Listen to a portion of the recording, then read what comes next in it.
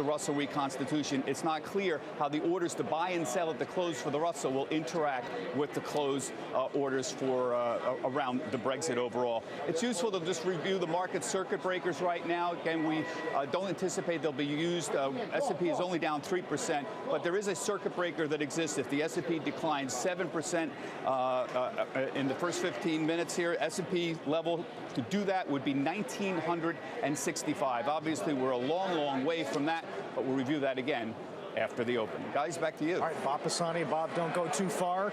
Art Cash and Jim yesterday said a lot of people didn't get in front of this rebalancing because they knew that today could be a little tumultuous. Well, geez, I look back at yesterday, the last half hour, which was really just this giant squeeze, and but on very little volume, in part because of what you just said. And I keep coming back to the fact that this week was just the wrong way week. And anyone who is looking at this market and saying, you know what, I just see Diageo only down 4, it's Johnny Walker, people are going to drink their darn fool heads off. Well, wait a second, the stock was at 100 the other day, and just be aware of where things were at the beginning of this week. When we started to getting inklings that it was going to be a, yes, layup. I'm not going to use the term no-brainer because I let Carl do that. Right. Carl, it was a layup that it was going to pass. S&P began the week around 2070 with an indication at 2040-ish.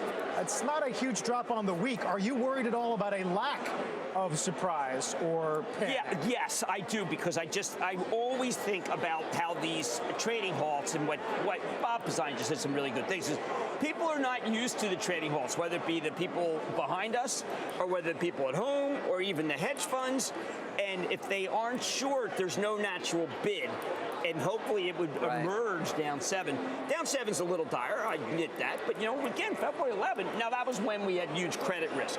A lot of the credit risk has come off as people liquefy. You think about Pioneer Natural doing 2 equity offerings since this year began. We're going to be, awash in liquidity. The central banks are going to make sure of that. I mean, looking at that 10-year is just amazing, not to mention the dollar, not to mention the loss in the pound. But longer term, the bigger picture here, guys, I mean, who's this good for? United States. Is it really good? Why is it good for the United States? By the way, it weakens Europe. We have our strongest alliances with Europe. Okay. Doesn't it strengthen Russia and potentially China on a geopolitical level? Why is that good for the U.S.? Okay, are you asking for? Oh, I'm sorry. I'm speaking about U.S. domestic stocks. Is all it right. I guess I'm trying to take it beyond that. You're right. But I am mindful. Before we get started with trading and focus November of 2011, another great place to look at. Looking at October of 2011 when we were down 19% at the low, and people were saying Europe is never going to come back. But so they should have been buying Verizon. They didn't necessarily want to go make the big bet on IBM, gigantic European exposure. Watch an Intel. Watch a Microsoft. They've got huge European exposure. All I'm saying, David, I totally agree with you. Geopolitically, I have to go back to a November of 2011 when you're interviewing the candidates from the Republican Party at our debate, and the Italian bond market was at 7. Okay, well, David, you used to talk to me about failed bond auctions. Yeah. Isn't that right up there? That's a bad thing. Those are scary moments. And this is not a Lehman moment either. No way. Thank you for saying that, because I've heard about a dozen people talking about it as a Lehman moment, including some of those people who remember me when they were in kindergarten. You aren't going to pull back in that way, but we don't know the answers. Last 500-point drop was August 21st. Right. Last 600-point drop was August of 2011 when we had that whole turmoil regarding the AAA rating. And the last 700-point drop was back to the crisis. There's the opening bell. Obvious weak breath at the open. At the big board today, Quorum Health, operator of hospitals and outpatient services in the U.S., celebrating its recent listing over the NASDAQ. AMC Networks doing the honors today. Now, I like to use Verizon because it's so as plain vanilla as you get, okay? So you come in, you find this dramatic change, so different from what you thought. And Verizon's down 25 cents. Now, the problem is it's down 25 cents on 300,000 shares. So if I am a fund and I need money, I'm going to drill that thing down to 53. So what I'm saying is, first bite, maybe wait a little. Maybe wait a Verizon little. at 54 is not, to me, the greatest buy in the world. Again, I'm using a big cap stock with a good yield. I'm trying to use that. That's a paradigm as opposed to the exemplar. Right. The financials around the world are where the pain is going to be felt most decidedly in the equity markets. Here, we open. You've seen where we're going to open, and we are opening there with J.P. Morgan down 6.5%, Bank of America down 7%, Citi down 9%, Goldman Sachs, Morgan Stanley, all of them down dramatically. Not nearly as much as their brethren over in Europe, where the numbers are closer to 19, 20, 25%. But that's where the pain is, and I don't know when you step in to buy those, Jim. We're not them. And, should we be down 7%? I mean, got to be down. Would you give me that we should be down less than they are? Yeah, of course we should. Okay. By the way, VIX, which hit 27, I'm sorry, 26, which was the highest since February, now at 24. So we're not looking at the highs of... That's very interesting, because that would follow. I mean, I just wish the prices were a little bit lower, for heaven's sake. I'm looking at prices that were Tuesday's prices. I just want them lower. I did a piece last night on Western Digital, how great that acquisition was. And that if you could get the stock at 47, here it is 45. Now, do I feel the same way? No. A big international company that have this freeze that you're talking about, freeze in commerce, perhaps. And so, therefore, why be a hero and buy something that yields 5% that's an industrial, when you can get stocks that yield 5% that you've been waiting because your bank account is not going up at all because you get no interest and it ain't going to get better. German 10-year yields now are negative 0.086, I think, is where we started the morning. And on the earlier bund. in the week, Am I right? got to 12. We got to 12 basis points. My mattress yields much more than that. I have a Duxiana bed. Those are higher end. When it comes to, people wondering, like a buyer, for example, BAYER, which still wants to buy BUY, Monsanto. We're going to go to Eamon Javers, I think, as well. He's got more breaking news for us, Carl. We've gotten statements from the Fed, the BOE, the President, and I think we might be getting Treasury. Eamon Javers in Washington. Eamon.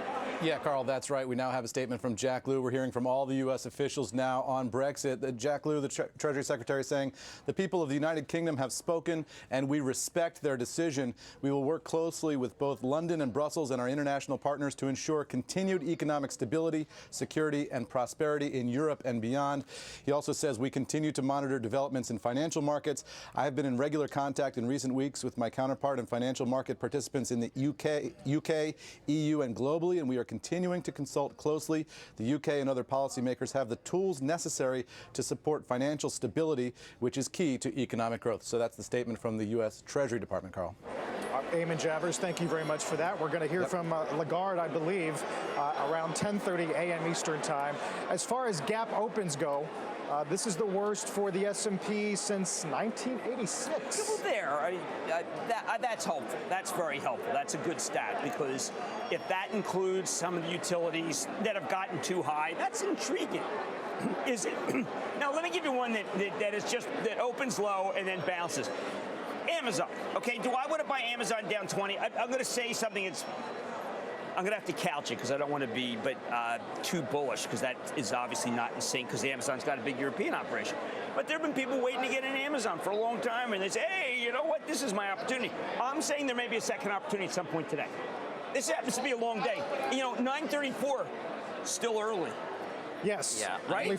Although Al-Arian's point earlier this morning was that a lot of leveraged accounts hadn't covered, and he thought the better opportunities come in the coming days or weeks. I rarely agree with it. I mean, I'm not going to give covering weeks, because the market works much faster than that. And I want to keep in mind, I keep talking about oil, because remember, a lot of things key off of oil. If oil comes back in the nutty world that we are in, we will be a little bit higher than we are now. It just works like that. Oil's at 47, and now remember, the dollar's strong. I really think the dollar gets very strong. I think it gets very strong. Up 3% at the session high. Not enough. How about 5% on the dollar? What? That the dollar should go up 5% versus the in one day? Yeah, well, they can't move that much. 5% would be Nice.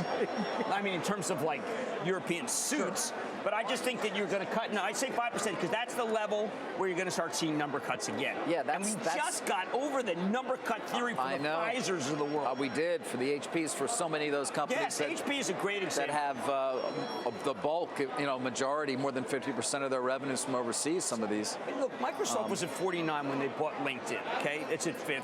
A lot of people thought that was an ill-advised buy. By the way, when it was out in San Francisco, a lot of people felt Microsoft was challenged for growth, so it was worth doing. Again, that seems early for me. This is where Apple has held before. Maybe just let them come in a little. You gotta let things come in a little more. Am I going to regret that down 500? I didn't tell people, you know what, this is the moment. Well, don't we have to reverse what we had yesterday, where we had this really big rally? I just feel like we've got to keep our eye more on Europe still and make sure that there's just so little that we really fully can understand about what's going to happen here. And I continue to wonder about the European banks. I've made that point earlier. I mean, Deutsche Bank now has a $24 billion market value versus a $1.8 trillion balance sheet. I've never seen discrepancy. I mean, it's a tiny little bank in the sense of its market value, and it's the big German champion on its balance sheet of $1.779 trillion as of the end of last year. It's got a very big bank behind it. The Germans just don't let this stuff happen. But it is interesting. It's back to the 2009 level, Deutsche Bank. Yeah. When the world was coming to an end, but. By the way, they have big operations. It's not like they don't have big operations over here, these banks.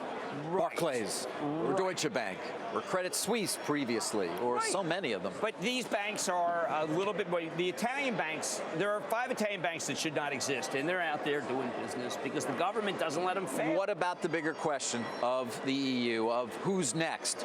Does France try to do something now? Do they have a vote? Would Italy ever consider it? I mean, that's going to depend on whether it looks like this was a good idea or not, right? That's very interesting. How are we going to know? I mean, that's going to take a long time to figure out, right? We will be able to evaluate the situation the UK finds itself in over the next 6 months. I don't know, a year. So you think that perhaps there were people who were angry enough to pull the lever and now already remorseful? I don't think they're remorseful now. Do they own a lot of assets? Richard Haas this morning wrote that he would like to see a poll in a month of voters who chose to leave about whether or not they were remorseful about that. It becomes more about unemployment in the UK than anything else, right? If that were to rise, if they were to have a recession, it's not clear to me that all those people who pulled their lever for leave are going to necessarily be hurt today because the stock market's down or the pound is weaker. London was booming. 46 cranes that my wife counted in March. Couldn't believe it. Went to the tallest building and counted cranes. A lot of real estate there has become a lot cheaper for you today if you're buying with dollars. The average place that would be in Brooklyn for $3 million is $5 million over there. Did a little house hunting. Realized it was completely foolhardy. Just came right back home. Rather be in Queens. I'm not kidding. By the way, here's Queens is not bad for anything. No, you can do well in Queens. The FT today. It was the working classes who voted for us to leave because they were economically disregarded, and it is they who will suffer the most in the short term from the dearth of jobs and investment. Jeez.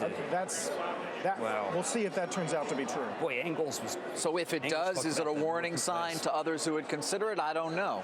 But the whole EU project is under question right now. There's no doubt about that. No, I'm looking... Yes, it is. But remember, a lot of this was to make it so that there would be war no more. Right.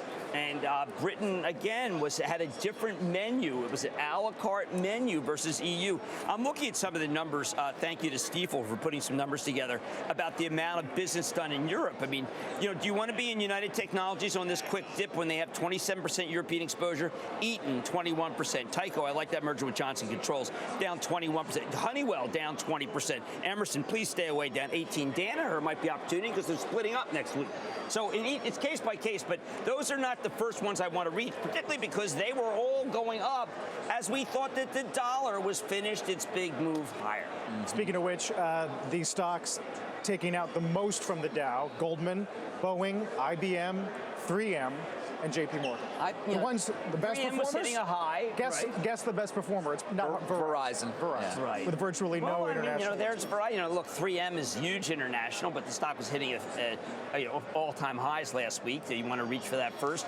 Goldman does have book value, but I think that people are starting to realize the model challenge, the model challenge, the model challenge.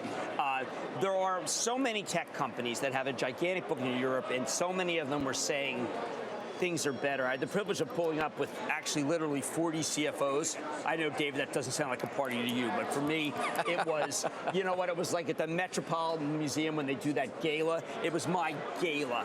And a lot of people were very excited about the dollars not being as strong. Well, if we reversed the tape there, we probably would have talked more about the Warriors losing.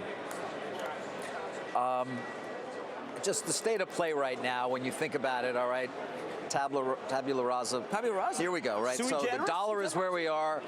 The 10-year is what, 156? Where Yes. are we on that? Probably Yes. going to stay there. The Fed is out of the equation now until... Oh, yeah. But you know what's interesting, David? You So just global hit a- sovereign rates, treasury rates are going to be lower. But you just for hit a on long something. time. How'd you pick one? How about play with me on this? Yeah, Does our I'll always play with you. How What? could our 10-year maybe go to 1? Maybe our 10-year goes to 1. One? Well, you just gave me some crazy German 10-year. That happened. It's true. So It's you're- true. We're you're- still, I know, so we're you're- still positive. Well, I'm just saying, calling why for is that? ATT on 4 million shares only down 30 cents? Because people are saying, oh, I can get 4.62. That's wow, versus the 10-year. So, I mean, there's someone in there with a bid because he wants 4.6, he or she wants 4.62. Just putting it out, Home Depot down $1 because this whole demand. No, come on, Home Depot should be down a little. Yeah. The icing on this cake today was durables. May durables down 2.2. We were looking for down 0.5. We did not have a good month. No. No, the autos. Macro's Remember not been CarMax, helpful. David, it was a lifetime ago, I know, but it was a really bad month. The resale value of cars is really going down. People did not like Lennar. I was okay with Lennar. Accenture I thought was okay. People really didn't like that. That's the best systems integrator in the world. So it was not a good week, except for we were so excited that Brexit was going to be defeated. So now we go back and look at what we heard this week, and we didn't hear anyone other than KB Holmes say things are quite all right. You mentioned Boeing. Now, Boeing, Iran. I mean, maybe that doesn't happen. There's an example of one. Where's Iran get its credit? They got it from a French bank? I mean, Iran, you have to have credit. You have to have a line of credit to buy planes. Yep. Interesting, huh? They're typically not cash deals. No, those planes are expensive, and I really think that Boeing is one that I would not reach for immediately. I think it's interesting to think, okay, what companies are going to be in there buying their stock back? Apple has a big buyback. Maybe this is when they put money to work. But you know what, down 1.8%? Well, I mean, no, I'm frankly, saying down- the losses right now, Apple's down 1.8%, Facebook is down 2%, Amazon, which you were talking about, would you take a shot? Really? It's down 1.9%. This is your great No, opportunity? it's back to where it was Wednesday, but between Wednesday and today, didn't the world change? I mean, no, I'm not. Yes, the world did change. And I'm saying that that's not enough of a discount, and I'm saying it's a long day, and watch, maybe there are people, if it keeps going down, there'll be people who have to sell their stock that's on margin. There's just a series of things that make me think that there may be better prices ahead, but that you should get ready for them. You should be doing your screens on what are the really good real estate investment trusts that yield more than 5, that don't have a lot of risk, doing your screens on these utilities that are so uniquely domestic and doing quite well. I'm not doing a screen on Tesla and Solar City, because those are the ones that they're going to double down on, the shorts. They are, although Tesla, which has been down dramatically this week on that potential acquisition of Solar City, actually not down very much at all today. Maybe we're less than a percent. a little too bullish there for me.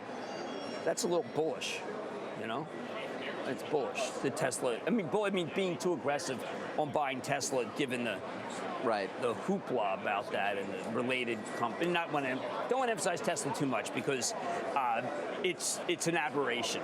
But I'm looking at these companies that do a lot of business in Europe, and do I really want to, is this the level where I want to commit to Grainger? I don't know how you can commit to anything day 1, hour 5, or whatever it is, where we are. We've had some reversals. I mean, I suppose. What happens if it's up today? Well, that would be too much, right? Well, S&P began the week. We're now down 12 points on the week. That's it? For the S&P.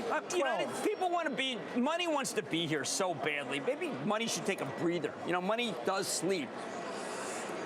It does? It can. Despite what Oliver Stone once wrote. Nice twist on that. Session low on the Dow, down 538. You see we've erased quite a bit of that. Let's get to Bob Pisani on the floor. Hey, Bob. Well, the important thing is, and I'm not implying it's not a bad day, but we are well off of the lows, and the open was extremely orderly. This was not like August 24th when it was fairly chaotic. A lot of stocks delayed on the open. That didn't happen. It's been very orderly. I just want to point out, we've been coming off the lows, and the Barclays trades right behind me. I wonder if you could put up Barclays on an intraday, because Barclays was as low as $8.17. Now, it's down more than 20%. It's a terrible day.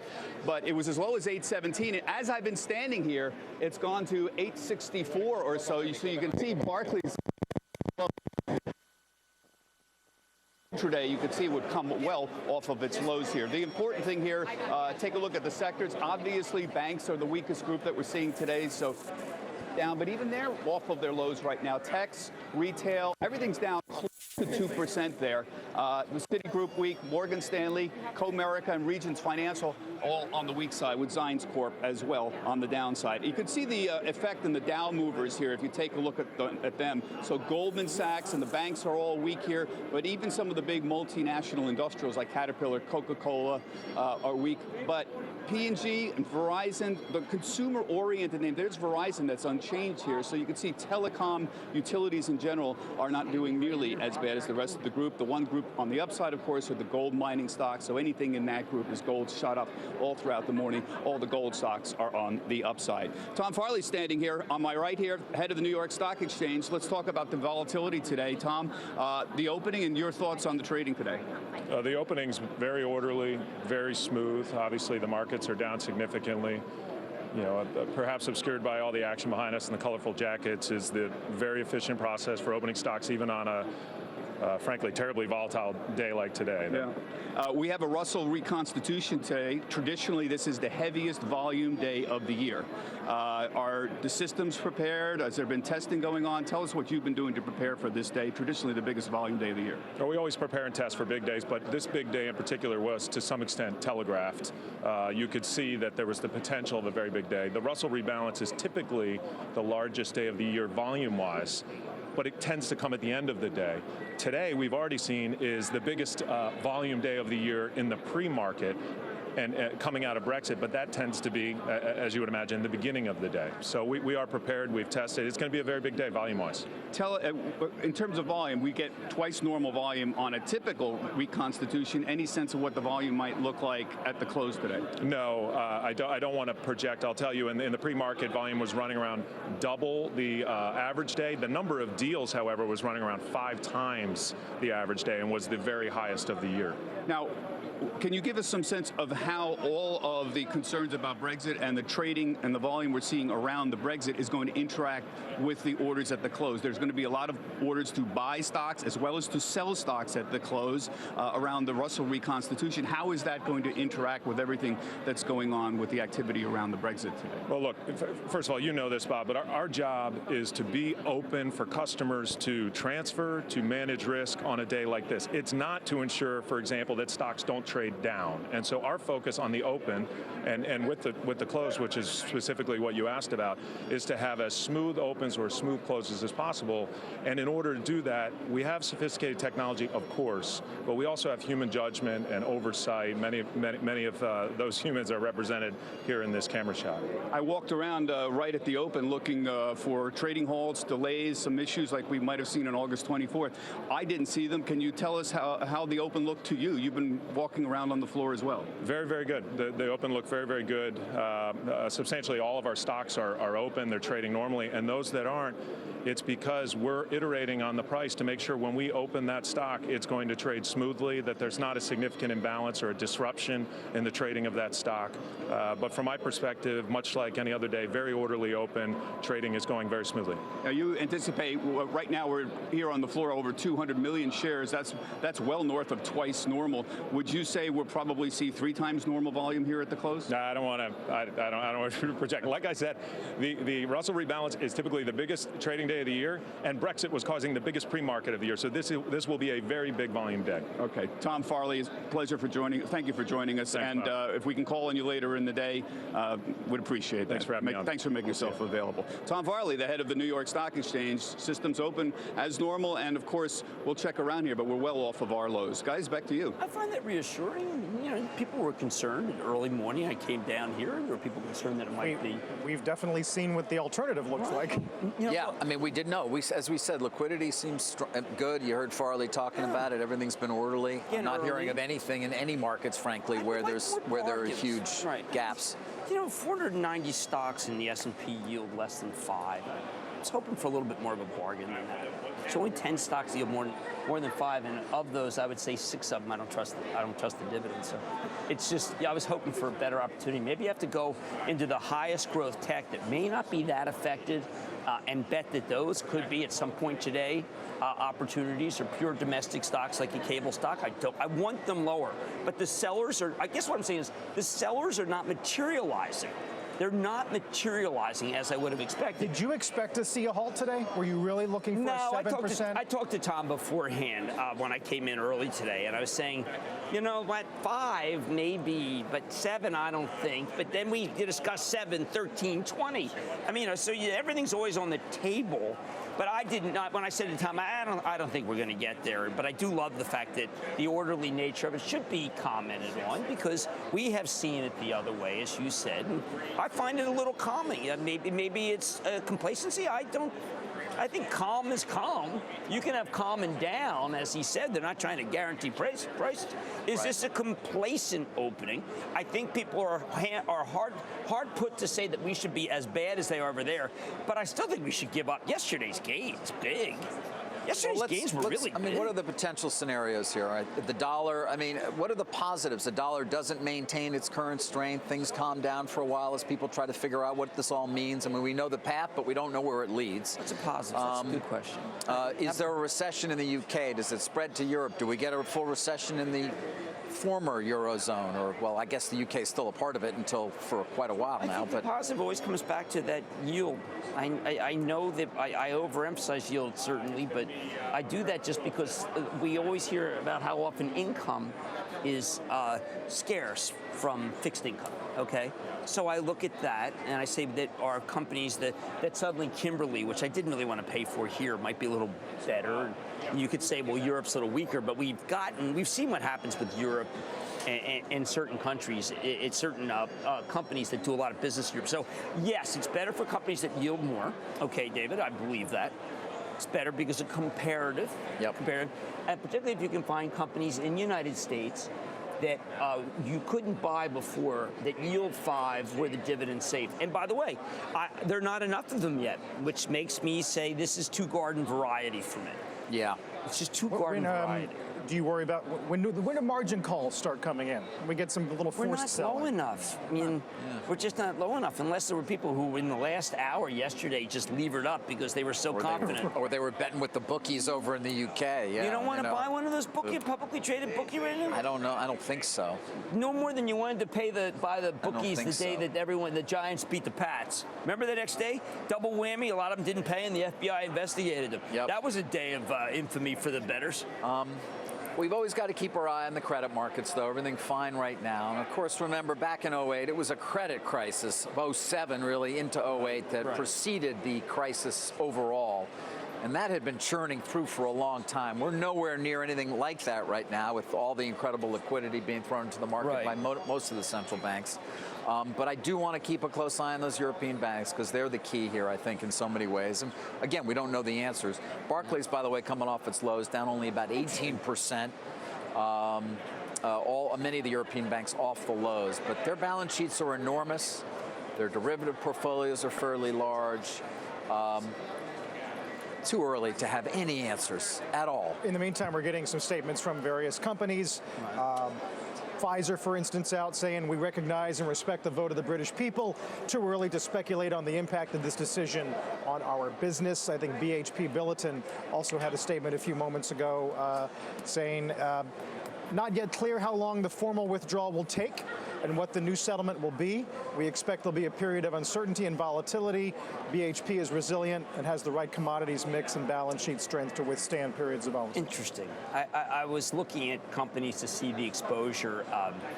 Valiant doesn't have that much exposure to. Why are you laughing at me? It does. I just thought there was kind of a hidden win for the Valiant shareholders. That Valiant, you don't want to pile on and say, well, it turns out Valiant's 30% Europe. It's not. Eli Lilly's up. It is up? Well, there we go. That's people who are just saying, listen, I can't wait any longer. Impatience. Now, Eli Lilly up. Jeez, can't they wait? I mean, Bristol Myers is down $1.50. I'll sell you Eli Lilly and I'll raise you with Bristol. Verizon. And then a whole bunch of utilities. Kroger's quarter wasn't even that good. That's back to where it was. I don't know. I mean, is it a little too bullish for me? It's just a long day. It's 9:55. And, I don't think the cannonball is not, 1 o'clock cannonball. I am against it, David.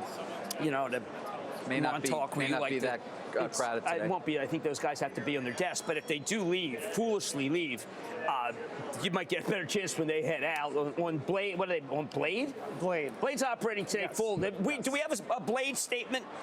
Operating full capacity. But Jim, we do have a statement from Hillary Clinton. Eamon Javers has that in Washington. Eamon?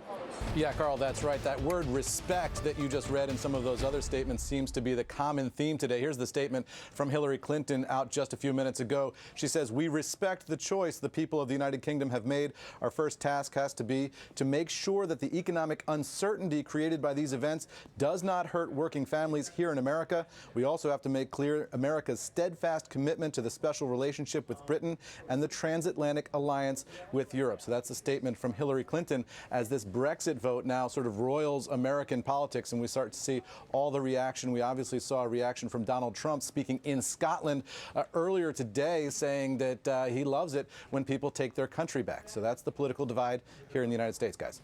All right. Thank you very much, Eamon. We'll come back to you as we await further statements. What'd you make of the U.S. political fallout from all of this? Yeah, one of my first thoughts this morning was, okay, this is going to make people feel like if you have a poll that counts out Trump, because we've seen some, well, I don't necessarily want to trust that poll. If you think that people are so angry that they're willing to cut their nose off to spite their face, the people who voted for this, we know are going to be the worst affected. They give us voting for a pay cut, basically. Then there's resonance. There's resonance to that. But then I turn around and I say, oh, see here, let me just, that people are just kind of blithely too positive. I mean, should Con Ed be breaking out to new highs here today? Why? Is it really hot here? I mean, honestly, this is the day. I mean, do I come in and say, you know what, Carl, market's down 500. I'm going to take Con Ed. Wait.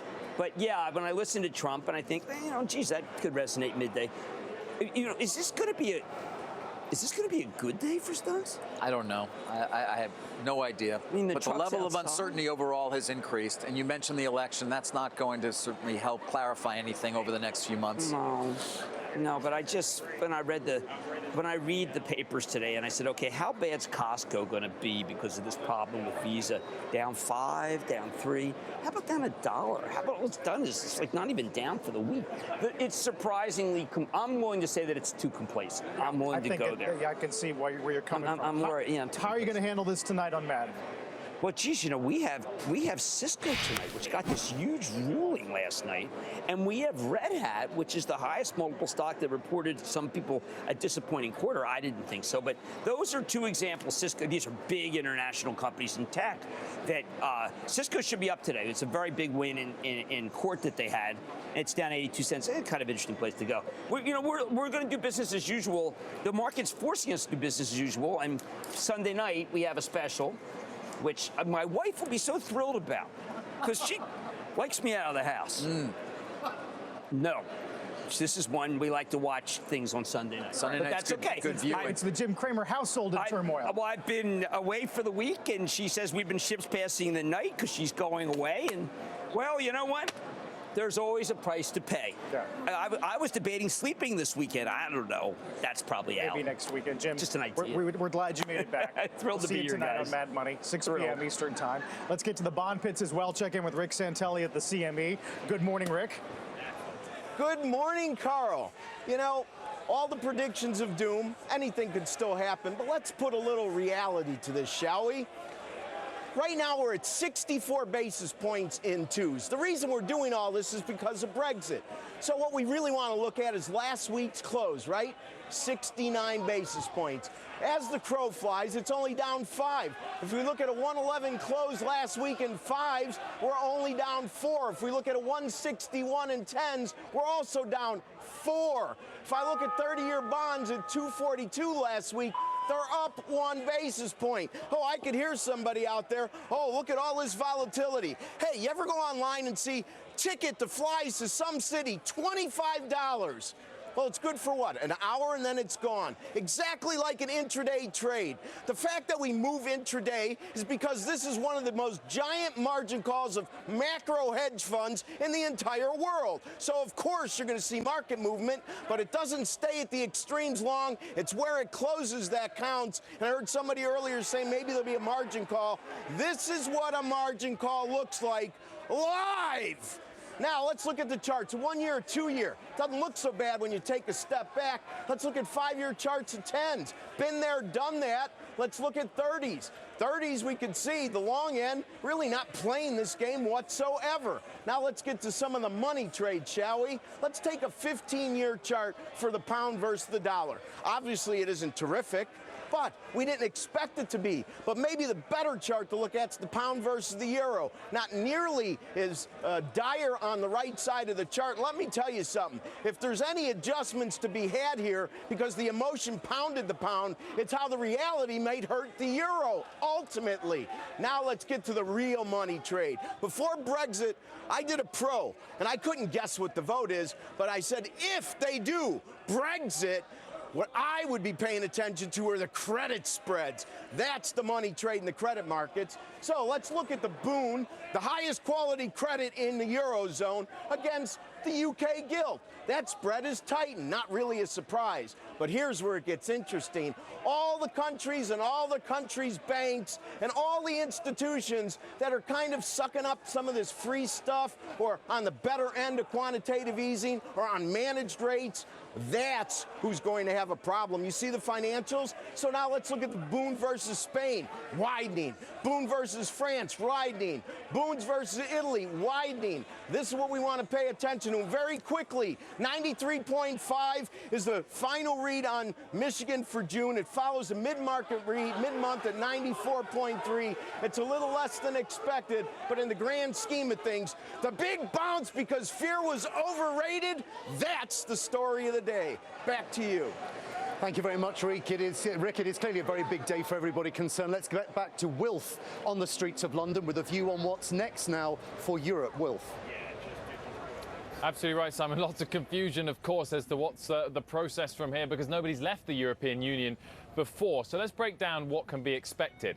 The UK can choose to invoke Article 50 of the Lisbon Treaty, which would therefore begin negotiations of its departure.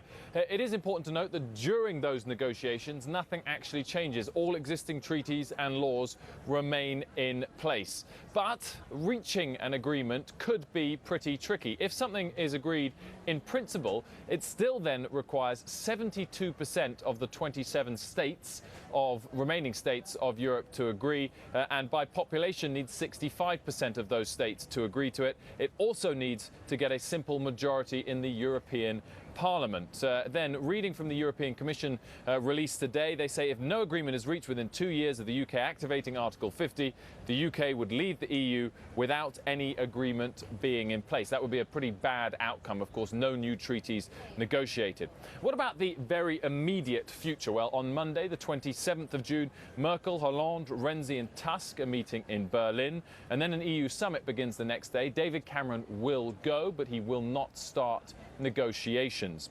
So how might Article 50 then be invoked? The question is, when might it be invoked? And David Cameron has said this morning that it would be after the new British Prime Minister is chosen, i.e. not until the autumn. Juncker's comments this morning seems to suggest that it would be much sooner than that. It's also possible that it wouldn't be invoked at all, because these negotiations could take place more amicably and slowly. So lots of uncertainty around this. The immediate focus will be on the European Commission meeting next week.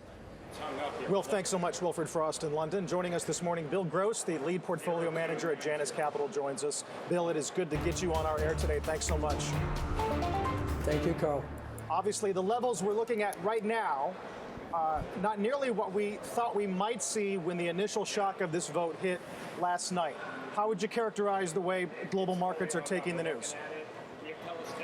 Yeah, it looked a lot worse in the middle of the night. Of course, a lot of things do. That's when you see goblins, and that's when there's illiquidity. And so, you know, the markets have recovered. There's no doubt, however, that risk markets are at risk, and that this Brexit, this successful Brexit, is a danger to risk assets, if only because it endangers established politics and established, you know, economic policies.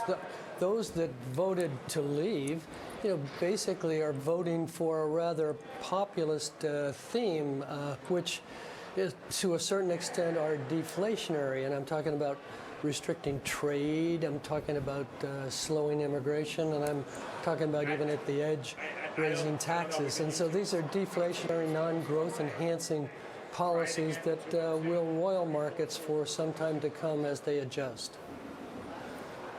Bill, people who are there and who did vote to leave argue that the UK can stand on its own with some period of adjustment. Why is that wrong?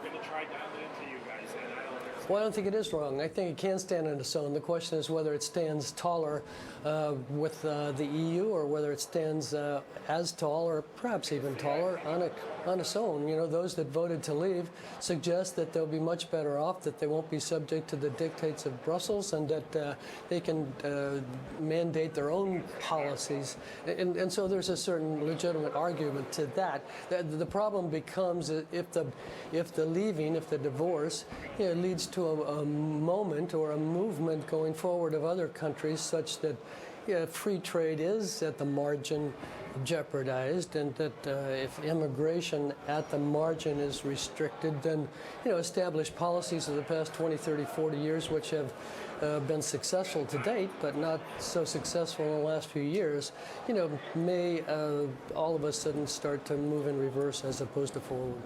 Bill, love to get your take, therefore, on what you think the European Central Bank is likely to do, which already, of course, is on full throttle as things stand. I mean, you were on the network, must be almost a year ago now, when we had that low on 10-year yields, and you suggested it was the short of a lifetime. Wow, and then there was that huge recovery, the bonds sold off. Now, of course, we are at negative yields on the 10-year again today, fresh record lows, below the level at which you said they were the short of a lifetime.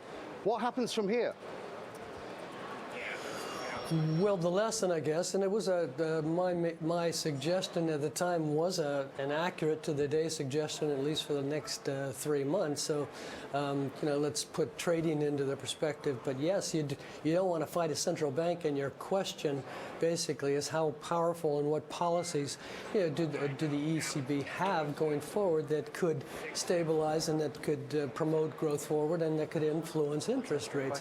I have a sense that the ECB is going about as far as it can in terms of negative interest rates. As you know, it creates problems in terms of banking. It creates problems in terms of deposits from regular citizens, and to think that they could go to -1, -2, -3, you know, in order to elevate asset prices over the long term. You know, to me, there are limits, and we're seeing as well, Simon, the negative aspects already of zero or negative interest rates. Insurance companies are hurting, pension funds are hurting, the average saver is hurting, and that's one of the reasons, really, for this mini revolt here in terms of Brexit last night. Bill, let me bring in my colleague Sarah Eisen, who is on the streets of London. Sarah. Simon, thank you. Bill, you know that I watch the currency market very carefully after what was a rocky, crazy, and historic night in that market. I'm wondering what you do with the euro right now. It's not down nearly as sharply as the British pound. Is there a risk of a domino effect here politically? Eurosceptic parties rising up, emboldened by this vote. And are you betting against the euro? Well, I'm surprised by that too, Sarah. To my way of thinking, overnight hedges, basically that, we're hedged with the pound versus the euro or the euro versus the pound. We're seeing some rebalancing there and those hedges taken off. And so that leads to temporary euro strength. Not that it's going up, but it's not going down very much. I think that's the explanation. Yeah, I think ultimately if the EU is at risk, and I won't go that far, but to the extent that, marginal countries all of a sudden put in their bid to leave the EU, then the potential for the EU in terms of its grand plan is certainly at risk, and that includes the euro. So, the euro going forward, to my way of thinking, shouldn't be strengthening, if anything, because of Draghi, and if anything, because of the dysfunctional nature of the EU family before Brexit, and now even worse afterwards. The euro it's not a strong currency. Bill, real quickly though, so what is your overall outlook then for rates here in the U.S.? And also, are you concerned at all separately about the state of the European banking system and credit? No, I think the banks are covered. Draghi has made it obvious that he will be buying corporate bonds, and he hasn't extended that to corporate banks. But, if Italian banks are in trouble, then that would be the next step. So I don't think there's a solvency question there. But I do think that that risk assets and spreads in Europe, corporate bonds, despite the buying of the ECB, are definitely a risk, because as growth slows down, as you have uncertainty and dysfunction within an economic unit, then corporate spreads, non-sovereign spreads, logically should widen out to some extent. They've done that today. I would expect them to stay wide over the next 3 to 6 months. Bill Gross at Janus. Bill, we always look to you for advice in moments like this one. We appreciate your time as always, Bill. Thanks. Thank you. Let's get to Sarah. All right, we're talking to the biggest names, guys, this hour in the markets and on the economy. And who do you want to hear from on what is next for the British economy and the world economy? I'd like to welcome now Alan Greenspan with us, the former Federal Reserve Chairman of the United States. Dr. Greenspan, thank you so much. My pleasure to be with you. So I'm in London, where I can tell you that more than half of the country is now in a very celebratory mood over the results, calling yesterday an Independence Day. And yet there is fear in the markets and what is next for the economy. What is your reaction as to the spillover effect from this Brexit vote? I think this is a much more difficult problem than is being visualized by most people currently. There's a lot of follow-ons that go on, such as the Scottish National Party is almost surely going to try to resurrect Scottish independence. And there's a lot of problems with the breakdown here, in the sense that, for example, Northern Ireland can no longer easily move back and forth into Southern Ireland. And I think this is just the tip of the iceberg. And the reason I say that is that the problem that's causing the British problem is far more widespread. Fundamentally, what we are looking at is a massive slowing in the rate of real incomes across the whole European spectrum. It's caused essentially by output per hour in virtually every country slowing to a halt. It's not the case only in the United States, where it's obvious in the extreme, but pretty much around the OECD. Now, the result of this is that real incomes are not going anywhere. And that is creating a serious political problem, which is not easy to resolve, and I'll get to that momentarily. Well, Chairman Greenspan, when you say this is the tip of the iceberg, are you saying that this vote is the beginning of what could be the unraveling of the European Union, and one step further, the Eurozone, the countries that share the common currency? Well, I think the euro currency is the immediate problem. The euro currency, remember, occurs in history as a bridge to go from essentially where we were in the early post-World War II period to a political merging of Europe.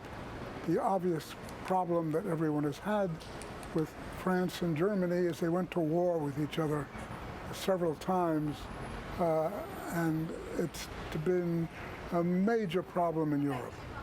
The result is that starting right from the Iron and Steel Agreement and Adenauer and de Gaulle, there's this whole movement towards European political integration.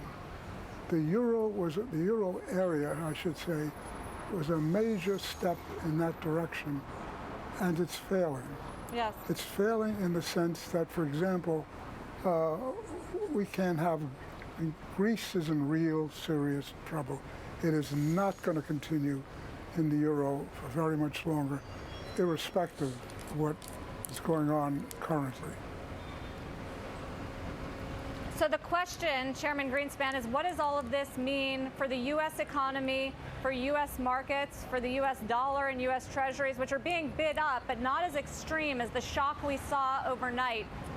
How should we think about this as an American investor in the American economy? Well, basically, the forces that are driving both the United States and Europe are very similar.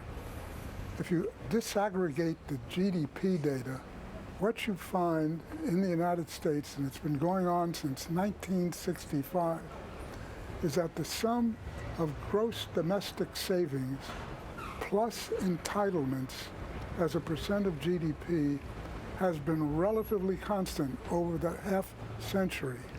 That means that the significant mandated rise in entitlements has dollar for dollar offset gross domestic savings, which in turn, after adjusting for the current account balance, gives us a huge contraction in capital investment, which in turn is the key element in output per hour, and that is what's killing us. I know you've been looking for a political solution on entitlements and to some of these bigger picture issues, but just in the immediate term here, we've heard from global central banks. They are monitoring the market reaction. They stand ready to provide liquidity. What is happening behind the scenes in the Federal Reserve right now as Britain takes a step into uncharted territory and investors wonder around the world what to make of it? If I knew, I couldn't tell you. What would you do if you were in charge still? Well, I would worry, because there's a certain amount that monetary policy can do, but our problem is fundamentally fiscal. It's a problem fiscally in the United States and every major country in Europe and indeed around the world. And the reason for that is that the developed countries are all aging very rapidly, so that you would find very interestingly that if you take a look at the average amount, let's say the average proportion of people over age 65, and you take that ratio and you find that it correlates very closely with the ratio of entire